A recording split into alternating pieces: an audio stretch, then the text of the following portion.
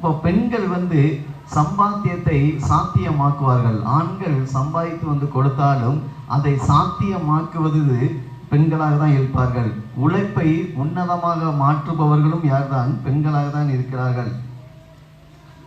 நாம குடிக்கிற அந்த தாய்ப்பால் கூட அது இரத்த தானமாக தான் நமக்கு என்ன செய்றாங்க? கொடுக்குறாங்க. அந்த அளவுக்கு தனக்கு உண்டான எல்லாவற்றுமே கொடுத்து இந்த குடும்பம் மகிழ்ச்சியாக இருக்க வேண்டும் என்பதற்காக விட்டு கொடுத்து ஓடாய் தேய்ந்து போய்கொண்டே இருக்கிறது யாருதான்?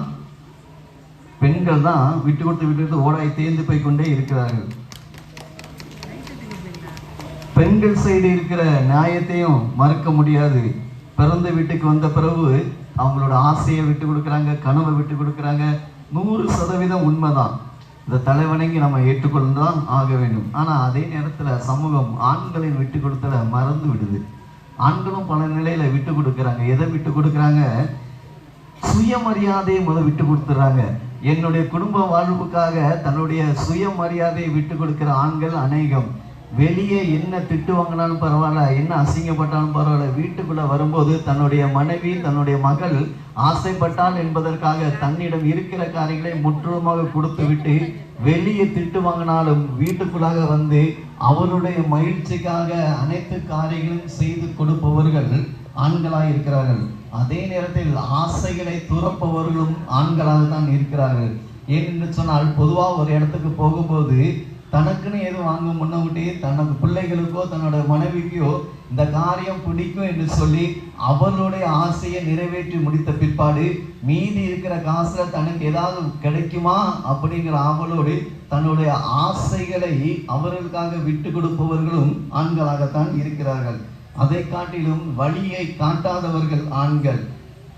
பெண்கள் சில காரியங்களில் எளிமையாக அழுது விடுவார்கள். ஆனால் ஆண்கள், இந்த சமூகம், ஆண்கள் எளிதில் அழமாட்டார்கள். எந்த ஒரு துன்பம் வந்தாலும் எந்த ஒரு துயரம் வந்தாலும் அது நான் அழுதால் என் குடும்பம் அழுதுவிடும், நான் அழுதால் என் குடும்பம் விலகிவிடும், தப்பாக போய்விடும் என்பதற்காக தன்னுடைய துயரத்தை தன்னுடைய துன்பத்தை தனக்குள்ளாக மறைத்து வைத்துக் கொண்டு அந்த வழியை தானே ஏற்றுக்கொண்டு அவர்களை தைரியப்பட்டு வருவாங்க. எப்படி சொல்லுவாங்க? நான் இருக்கமா, நீ பார்ப்ப, நான் இருக்கமா, பார்த்துக்கிறேன் அப்படின்னு சொல்லி பெண்களுக்கு தைரியம் கொடுத்துவார்கள், பிள்ளைகளை உற்சாகப்படுத்துவார்கள். இப்படி எல்லா காரியங்களையும் விட்டு கொடுத்து ஆண்கள் விட்டு கொடுப்பதற்கு அடையாளமாக என்ன செய்யறாங்க? இருக்கிறாங்க. ஆனா அதே நேரத்துல பெண்களும் எல்லாத்தையுமே தியாகம் செய்யறாங்க. ஸோ விட்டு கொடுத்ததை காட்டிலும் தியாகத்துக்கு மிகப்பெரிய ஒரு உதாரணமாக யார் இருக்கிறாங்க அப்படின்னா பெண்கள் இருக்கிறாங்க. ஆசைப்பட்ட வேலையை விட்டு கொடுக்குறாங்க, ஆசைப்பட்ட கனவை விட்டு கொடுக்குறாங்க. என் குடும்பத்துக்காக எதையும் நான் இழப்பதற்கு ஆயத்தமாக இருக்கிறேன். ஏனென்று சொன்னால் குடும்ப வாழ்வுக்கு, குடும்ப மகிழ்ச்சியாய் வாழ்வதற்கு பெரிதும் விட்டு கொடுப்பது பெண்கள் தனக்குண்டான எல்லாவற்றையுமே இழந்து இவர்கள் மகிழ்ச்சியாக இருக்க வேண்டும் என்பதற்காக எல்லா காரியம் இழந்து தியாகியாக இருக்கின்றார்கள். பெண்கள் விட்டு கொடுப்பது குடும்ப உயிர் மூச்சு. பெண்கள் விட்டு கொடுப்பது குடும்பத்தின் உயிர் மூச்சாக இருக்கிறது. அத்தனை அவமானம் பட்டாலும், எத்தனை நிந்தையை வந்தாலும் என் வழியாக என் குடும்பம் சிதைவடைந்து விடக்கூடாது என்பதற்காக தனக்குள்ளாக இருக்க எல்லாவற்றும் ஏற்றுக்கொண்டு தன்னையே மெழுகுவர்த்தியாக உருக்கி கொண்டு ஒவ்வொரு பெண்மகளும் ஒவ்வொரு நாளும் தன்னுடைய குடும்ப மகிழ்ச்சிக்காக அநேக காரியங்களை செய்து கொண்டிருக்கிறார்கள், விட்டு கொடுத்து கொண்டே இருக்கிறார்கள். அதே நேரத்தில் ஆண்களும் விட்டு கொடுக்கிறாங்க.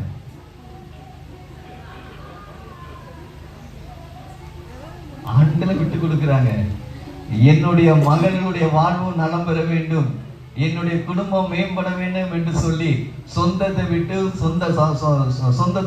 வீட்டை விட்டு குடும்பத்தை விட்டு அயல்நாட்டு கடந்து சென்று அங்கு பிழைப்பு நடத்தி அங்கிருப்பவர் வழியாக அங்கு நான் என்ன பாடுபட்டாலும் அங்கு என்ன துன்பப்பட்டாலும் என் சொந்த ஊர்ல என் பிள்ளைங்க சந்தோஷமா என் மனைவி நிம்மதியா இருக்க வேண்டும் என்று சொல்லிருக்காங்க.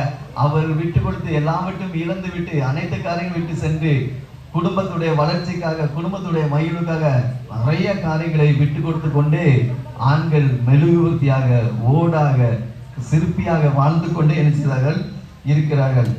அத்தனை சுமைகளையும் தோள்களில் சுமந்து கொண்டு சுமைகளையும் தோள்களில் சுமந்து கொண்டு விட்டு கொடுப்பதற்கு இலக்கணமாக இன்ப இல்லங்களாக மாற்றிக்கொண்டு இருப்பவர்கள் ஆண்கள். கை தட்டவே மாட்டாங்க, ஏன்னா தெரியும் எனக்கு. அத்தனை துன்பங்களையும் தோளில் சுமந்து கொண்டு வீட்டிற்காக எல்லாவற்றையும் இழந்துவிட்டு என்னுடைய குடும்பம் என் நிமித்தமாக மகிழ்ச்சியாக இருக்க வேண்டும் என்பதற்காக எல்லாவற்றையும் விட்டு கொடுத்து வாழ்பவர்கள் ஆண்கள். ஆண்கள் ஆண்கள் தன் வாழ்வில் திருப்பி சொல்லணுமோ?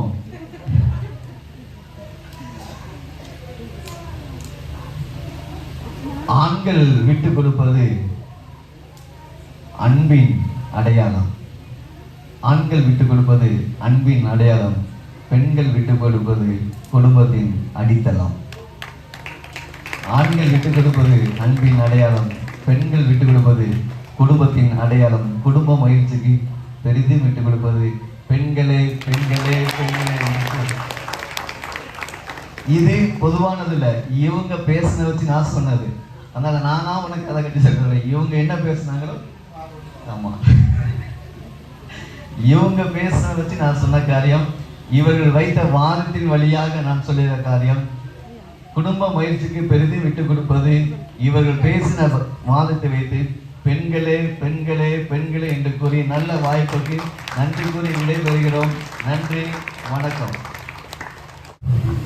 நல்ல ஒரு அருமையான பட்டிமன்றத்தை கற்க ஆண்டவர் நமக்கு கிருபை தந்தார். ஆண்டவருக்கு நாம் நன்றி செலுத்துவோம். எல்லாரும் இதுவரையிலும் பொறுமையோடு கூட இருந்து சிறப்பாக கேட்டீங்க. ஆண்களுக்கு ஒரு பக்கம் ஒரு எண்ணம் இருந்திருக்கும், எப்படியாயிலும் நடுவுறவர்கள் ஆண்களே நீ திருப்பி சொல்லிடுவாங்கன்னு அவங்க நினைத்தாங்க. பெண்களுக்கு ஒரு பக்கம் இப்படி ஒரு நினப்பு இருந்துச்சு. ரெண்டு பக்கம் மாறி மாறி வரும்போது கைதட்டணும்னு நினைக்கிறாங்க, ஆனால் முடியல. இங்கே கைதட்ட நினைக்கிறாங்க, முடியல. ஆக நடுவுறவர்கள் சரியான ஒரு தீர்ப்பு நான் சொல்லி என்னுடைய சுயமா சொல்லல, இவங்க ரெண்டும் வாதாடினாங்களே அதன் மூலமா சொல்லியிருக்கேன்னு சொல்லி நடுவுறவர்கள் தப்பிச்சுட்டாங்க. சரி, ஆகவே நல்ல ஒரு தீர்ப்பை வழங்கி இருக்கிறார்கள். நடுவர் அவர்களுக்கு என்னுடைய அன்பையும் நன்றி நான் கூறிக்கொள்கிறேன். மாத்திரமல்ல, இரண்டு பக்கமும் பேசுவதற்கு நல்ல ஒரு வாய்ப்பை ஆண்டவர் கொடுத்தார். பேசிய அத்தனை உள்ளங்களுக்கும் என்னுடைய அன்பையும் நன்றி நான் கூறிக்கொள்கிறேன். இப்பொழுது ஜெபித்து இந்த நிகழ்வு நிறைவேறும். நாளை காலை 7 மணிக்கு பாக்கியநாத நல்வழி சங்க ஆண்டு விழாவுடைய பவனியானது ஆரம்பமாகும். திருச்செங்கள் யாவும் நீங்கள் அந்த பவனிலே கலந்து கொண்டு சிறப்பிக்க உங்களை நான் அன்போடு நினைவூட்டுகின்றேன். தொடர்ந்து காலை சிற்றுண்டி அது நிறைவு செய்தவுடன் சரியாக காலை 10 மணிக்கு ஆராதனை நடைபெறும். அனைத்து நிகழ்வுகளில் நீங்கள் திருச்சபையார் குடும்பமாக கலந்து கொள்ள உங்களை நான் பட்சமாய் அழைக்கிறேன். கர்த்தர் உங்களை ஆசீர்வதிப்பாராக. கண்களை மூடி ஆண்டவரை நோக்கி பார்ப்போம். நல்ல தகப்பனே, நன்றியோடு நாங்கள் உம்மை துதிக்கிறோம் ஸ்தோத்திரிக்கிறோம் அப்பா. இந்த அருமையான அசன பண்டிகையின் இந்த நிறைவு நேரத்திலே நல்ல ஒரு அருமையான பட்டிமன்றத்தை எங்களுடைய திருச்சபையின் பிள்ளைகள் மூலமாக நாங்கள் கேட்க உதவி செய்தீர். ஒவ்வொரு பிள்ளைகளுக்கும் நல்ல ஒரு பேச்சாற்றலை, நல்ல ஒரு அறிவை, நல்ல ஒரு விவேகத்தை நீங்கள் கொடுத்திருக்கிறீர். ஒவ்வொரு இடத்திலும் இருக்கிற தாளந்துகளை இந்த நேரத்தில் வெளிப்படுத்துவதற்கு நல்ல ஒரு வாய்ப்பை கர்த்தர் உருவாக்கி தந்திருக்கிறேன். நன்றி செலுத்துகிறோம் தகப்பனே. ஒவ்வொரு பிள்ளைகளையும் கர்த்தர் நீர் ஆசீர்வதிப்பீராக. மாத்திரமல்ல, ஒவ்வொரு பிள்ளைகளும் தன்னுடைய கருத்தை முன் வைக்கின்ற பொழுது வேதாகத்தின் அடிப்படையிலே அவர்கள் வைத்ததை அறிந்து நாங்கள் உம்மை துதிக்கிறோம் ஸ்தோத்திரிக்கிறோம் ஆண்டவரே. தொடர்ந்து அவர்களின் வேத அறிவிலே வளர்ந்து பெருகுவதற்கு ஆண்டவர் அனுக்கிரகம் செய்யுங்க. அருமையான பட்டிமன்றத்திலே பேசிய அத்தனை பிள்ளைகளை மாத்திரமல்ல, சிறப்பாக இந்த பட்டிமன்றத்தை நடத்தி கொடுத்த நடுவராக விற்றிருந்து நடத்தி கொடுத்த அருமையான அன்பு சகோதரனையும் நாங்கள் வாழ்த்துகிறோம், ஆசீர்வதிக்கிறோம். என்னுடைய வாழ்த்துதலும் ஆசீர்வாதங்களும் அன்பு பிள்ளைகளுடைய வாழ்க்கையில பலிதமாகும்படியாக ஜெபிக்கிறோம். மாத்திரமல்ல, இதை கிரமமாக அமைதியாக கேட்டு ரசித்துக் கொண்ட அத்தனை பிள்ளைகளையும் ஆண்டவர் ஆசீர்வதிப்பீராக. இந்த கிருபை கருத்துடன் அன்பு பிள்ளைகளை தாழ்த்துகிறோம். கர்த்தர் பொறுப்படுத்திக் கொள்ளும் ஆசீர்வதியும் இயேசு கிறிஸ்துவின் நாமத்தினாலே ஜெபம் கேளும் நல்ல பிதாவே, ஆமென். நம்முடைய கர்த்தராகிய இயேசு கிறிஸ்துவின் கிருபையும் பிதாவாகிய தேவனுடைய அன்பும் தூயாவின் அந்யோன்ய ஐக்கியமும் சிநேகமும் ஆசீர்வாதம் வழிநடத்துதலும் அந்த ஒவ்வொரு தேவ பிள்ளைகளோடும் இன்றும் என்றும் சதா காலங்களிலும் நிலைத்திருப்பதாக. சேர்ந்து சொல்லுவோமா? என் ஆத்துமாவே கர்த்தரை ஸ்தோத்திரி, என் முழுமை நாமத்தை ஸ்தோத்திரி. என் ஆத்துமாவே கர்த்தரை ஸ்தோத்திரி. கர்த்தர் செய்த சகல உபகாரங்களை மறவாதே. ஆமென், ஆமென். எல்லாருக்கும் நன்றி. தேங்க்யூ. God bless you.